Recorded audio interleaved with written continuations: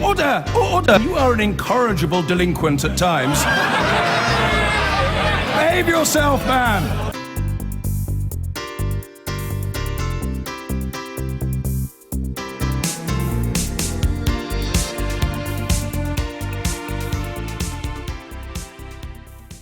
A bunch of corduroy-jacketed lefty academics. That's how the London Mayor and MP Boris Johnson describes those taking part in some boycotts of Israel. The controversy surrounding his comments led to his appearance to a Palestinian charity on the West Bank being cancelled. He was referring to a protest against Israeli policies which started more than a decade ago but which has gathered momentum during the past year. In February, some British artists, including Roger Waters of Pink Floyd and the film director Ken Loach, signed a letter saying they would decline invitations to go to Israel and any funding from institutions linked to its government. Recently, their sentiments were endorsed by some university academics too. And last month, there was a counter-petition describing this cultural boycott as divisive and discriminatory. Among the signatories was the author J.K. Rowling, who described how the sharing of art and literature across borders constitutes an immense power for good in this world. So, are the arts powerful weapons of change, or does performing in countries whose policies you disagree with represent some sort of tacit acceptance? Our final question, do cultural boycotts work? And to discuss this, we're joined by Professor Jonathan Rosenhead, who's chair of the British Committee for the Universities of Palestine. That's a group calling for an academic boycott of Israel. Mojisola Adebayo, who's an actor, playwright and director supporting the cultural boycott. And also joining us on the panel, Jonathan Shalit, an agent and talent manager, and Peter Hitchens, still here.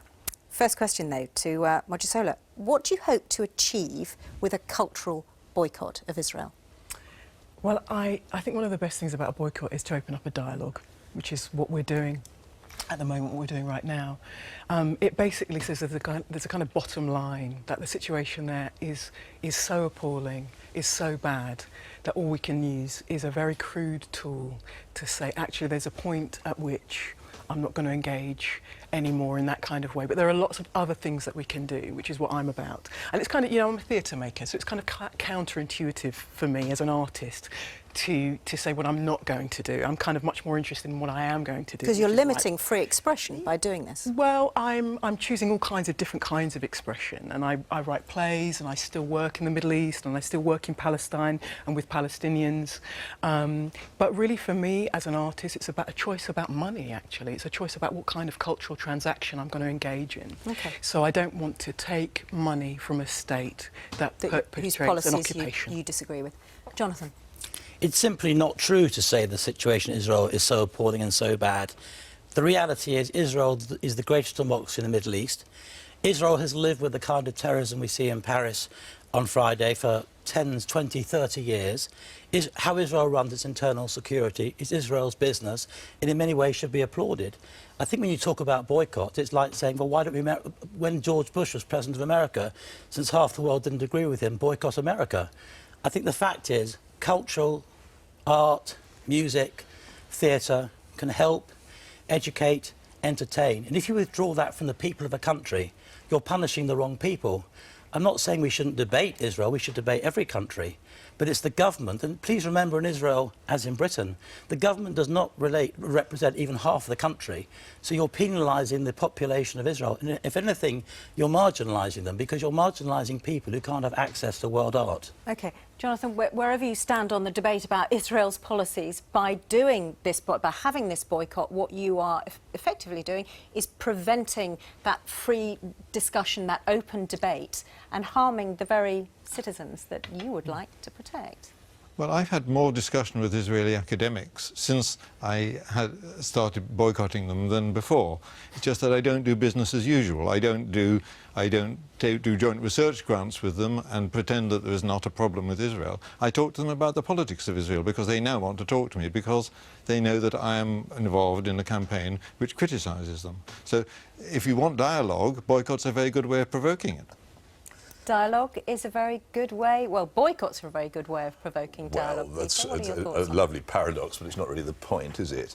The point is, what are the boycotters actually aiming ultimately to achieve? I would guess their ultimate aim is to turn Israel into a pariah state, much as apartheid South Africa was, so that they can undermine its legitimacy and eventually remove it from the map, which tends to be the view of quite a lot of supposedly progressive people in the Western world these days. That doesn't seem to me to be a laudable objective or a wise one. Didn't it work, though, with weakest, South well, Africa? it did work, and that's what makes it so important. If it didn't work, if these things weren't important, why discuss them?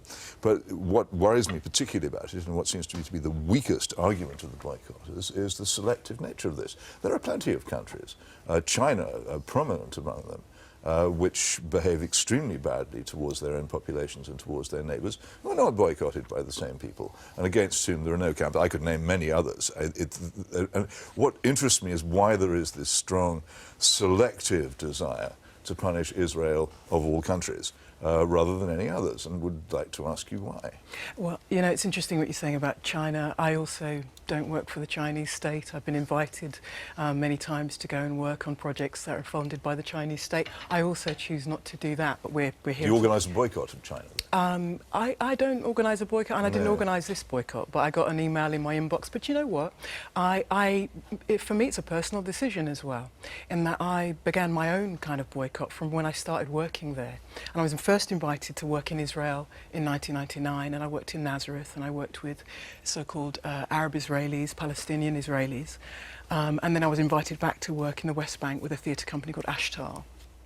And so I've been working there on and off since 2000, so the last 15 years, and I've seen the situation get progressively worse, and also in particular for artists, but you're not non-violent, answering the question, which is artists who are trying to make their work, trying to make theatre, trying to make art. And the irony is, one of my own plays, one of the actors in my own plays, because she is born in Bethlehem, it's easier for her to perform in London than to perform in Jerusalem. She can't, Okay.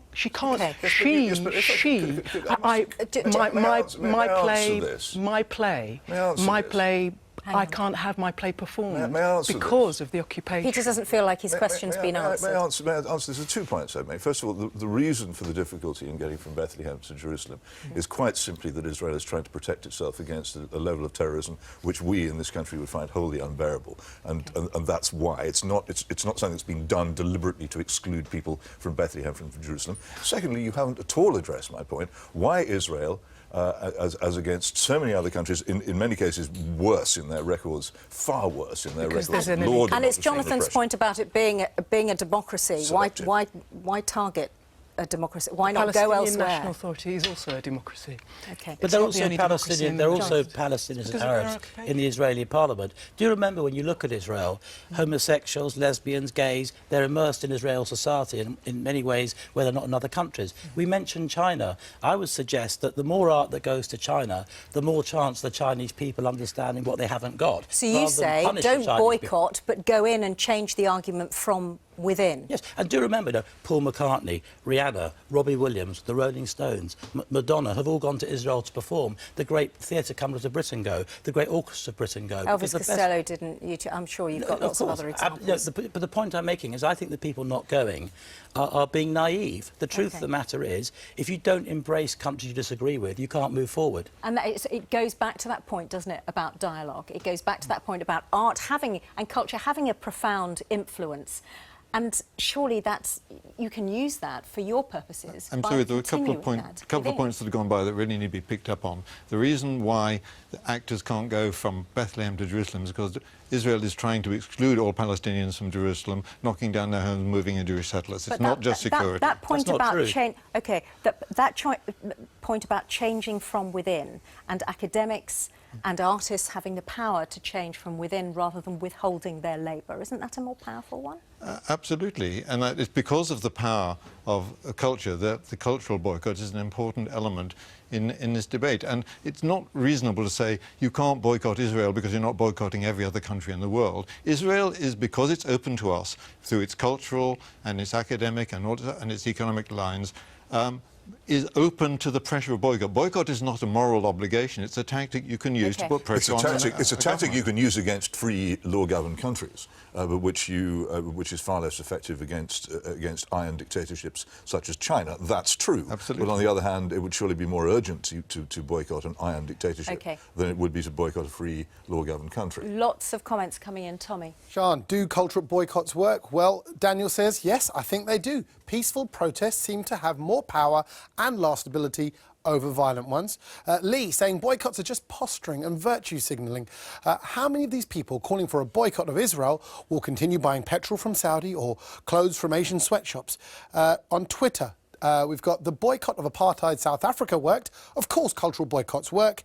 And finally, Oliver saying, why is it that Israel is singled out? Why not boycott Saudi, Zimbabwe, etc., who are real human rights abusers? Sean? All right, thanks very much. And a point that you were making, Peter, but I just want to pick up with you, Mojisola, that point about is it something that you do which is peaceful, or is it simply posturing? What difference have cultural boycotts made since they were started a decade ago? You know, it's not just about a decade ago, and you mentioned South Africa, and it was really powerful. It was really, really powerful. Can you imagine if Elvis had marched with Martin Luther King at Selma? What difference that might have made if Elvis had said, I'm not playing until the black man is free. What difference might that have made? It's not about violence, it's about peace. It's But actually Israel isn't about... like Alabama. You know... Israel is not South like Africa was an segregation. Right. South Africa was an apartheid state. And so is Israel. No, in Israel, you And have, so is Israel. you have Palestinians in government, but you also All have right. Palestinians trying to kill innocent Palestinians are people. second-class Thank you so much. Thank you so That's not much, true. all of you. Thank you. No, it is. Thank you.